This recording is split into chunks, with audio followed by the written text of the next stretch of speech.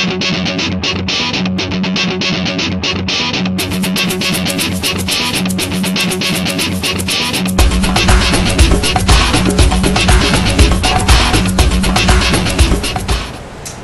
I'm Allan. I'm a technical evangelist with the Microsoft Azure team, and I'm joined here by Christian with Lingo Jingo. Hi, great to be here today. So, Christian, what do you do at Lingo Jingo? So Lingo Jingo is a web-based language learning application. So there are some popular programs out there, but generally they require you to load CDs physically. So we've taken the language learning experience and put it all on the web. And we make it very accessible for you to learn any language very easily. We have some differentiators that are a slightly different approach to learning languages than some of the other programs out there. Okay, great. Now, as I understand, you're using the Windows Azure platform.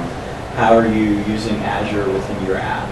We are. We started building on Azure for a few reasons that I get into later, but we're all in on Azure. So Lingo Jingo, when you go to the site and you launch the application, everything you see is built in Azure from the ground up. Excellent. And why Azure? So this is the second application we put together for Lingo Jingo. So the first one we put together was built on the LAMP stack. So we used PHP and MySQL, and we built that in Amazon. And for a quick prototype, it was fine. You know, we were able to make sure we had an okay proof of concept. But we found that we were spending a lot of time having to optimize for different browsers, and also performance wasn't what we wanted it to be. And one of the things that's different about Lingo Jingo is that we collect the data on how you're learning so that we can help you learn better.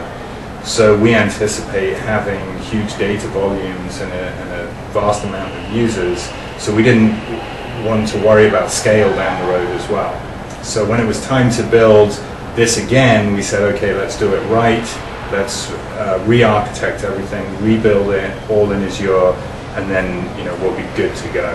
So we also have plans to localize the application into different languages, and obviously Windows Azure will make it very easy for us to do that. Okay, what would you recommend for another startup that's looking at evaluating the cloud platform and lessons learned that you've had along the way?